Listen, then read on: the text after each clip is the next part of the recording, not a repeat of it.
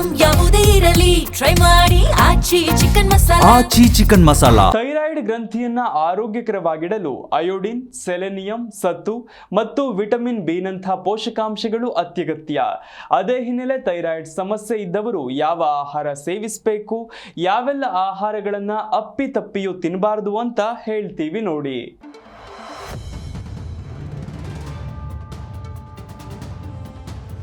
Thyroid ಗ್ರಂಥಿಯನ್ನ ಆರೋಗ್ಯಕರವಾಗಿಡಲು iodine, selenium, ಸತ್ತು ಮತ್ತು ವಿಟಮಿನ್ ಬಿ12 ನಂತಹ ಪೋಷಕಾಂಶಗಳು ಅತ್ಯಗತ್ಯ. ಥೈರಾಯ್ಡ್ ಹಾರ್ಮೋನುಗಳನ್ನು ಉತ್ಪಾದಿಸುವುದಕ್ಕೆ ಅಯೋಡಿನ್ ಒಂದು ನಿರ್ಣಾಯಕ ಖನಿಜವಾಗಿದೆ. ಅಯೋಡಿನ್ ಕೊರತೆಯು ಹೈಪೋಥೈರಾಯ್ಡಿಸಂಗೆ ಕಾರಣವಾಗಬಹುದು.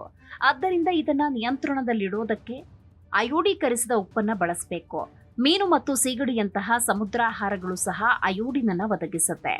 ಥೈರಾಯ್ಡ್ ರೋಗಿಗಳು ದ್ವಿದಳ ಧಾನ್ಯಗಳು, ಮೊಟ್ಟೆ ಮತ್ತು ಕೋಳಿ ಮಾಂಸದಂತಹ ಪ್ರೋಟೀನ್ ಭರಿತ ಆಹಾರಗಳನ್ನು ಸೇವಿಸಬೇಕು. ಇದು ದೇಹದ ಸ್ನಾಯುಗಳನ್ನು ಬಲಪಡಿಸುತ್ತೆ ಮತ್ತು ಚಯಾಪಚಯ ಕ್ರಿಯೆಯನ್ನ ಸಮತೋಲನಗೊಳಿಸುತ್ತೆ. ಸಾಕಷ್ಟು ನೀರು ಕುಡಿಯುವುದು ಮತ್ತು ಫೈಬರ್ ಅಧಿಕವಾಗಿರುವ ಆಹಾರವನ್ನ ಸೇವಿಸುವುದರಿಂದ ಚಯಾಪಚಯ ಕ್ರಿಯೆ ಸರಾಗವಾಗುತ್ತೆ.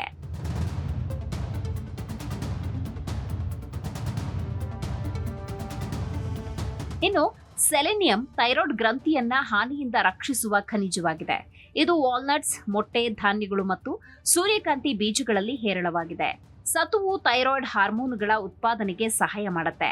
ಹಾಲು, ಮೊಸರು, ಕುಂಬಳಕಾಯಿ ಬೀಜಗಳು ಮತ್ತು ದ್ವಿದಳ ಧಾನ್ಯಗಳನ್ನು ತಿನ್ನುವುದರಿಂದ ಸತು ಪುನಃ ತುಂಬುತ್ತೆ. ವಿಟಮಿನ್ ಬಿ12 ಕೊರತೆಯು ಆಯಾಸ ಮತ್ತು ದೌರ್ಬಲ್ಯಕ್ಕೂ ಕಾರಣವಾಗಬಹುದು. ಆದ್ದರಿಂದ ಥೈರಾಯ್ಡ್ ರೋಗಿಗಳು ಹಾಲು, ಮೊಟ್ಟೆ, ಧಾನ್ಯಗಳನ್ನು ತಿನ್ನಬೇಕೆಂದು ತಜ್ಞರು ಸೂಚಿಸುತ್ತಾರೆ. ಥೈರಾಯ್ಡ್ ಕಾರ್ಯಕ್ಕೆ ಅಡ್ಡಿಪಡಿಸುವ ಕೆಲವು ಆಹಾರಗಳನ್ನು ತಪ್ಪಿಸಬೇಕು. ಬ್ರೊಕೊಲಿ, ಹೂಕೋಸು, ಎಲೆಕೋಸು, ಮೂಲಂಗಿಯಂತಹ ತರಕಾರಿಗಳು ಹೈಪೋಥೈರಾಯ್ಡಿಸಂ ರೋಗಿಗಳಿಗೆ ಹಾನಿಕಾರಕವಾಗಬಹುದು.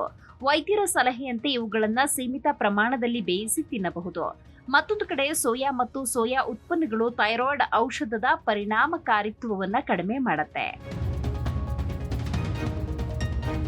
ಇನ್ನು ಸಕ್ಕರೆ ಆಹಾರಗಳು ಮತ್ತು ಸಂಸ್ಕರಿಸಿದ ಆಹಾರಗಳು ತೂಕವನ್ನು ಹೆಚ್ಚಿಸುವುದಲ್ಲದೆ ದೇಹದಲ್ಲಿ ಉರಿಯೂತವನ್ನು ಹೆಚ್ಚಿಸುತ್ತೆ. ಕೆಫಿನ್ ಹೊಂದಿರುವ ಪಾನೀಯಗಳು ಮತ್ತು ಆಲ್ಕೋಹಾಲ್ ನಿದ್ರೆ ಮತ್ತು ಹಾರ್ಮೋನ್ಗಳ ಸಮತೋಲನವನ್ನು ಅಡ್ಡಿಪಡಿಸುತ್ತೆ. ಆದ್ದರಿಂದ ಇವುಗಳನ್ನು ತಪ್ಪಿಸಬೇಕು. Bureau report, G Kannada news.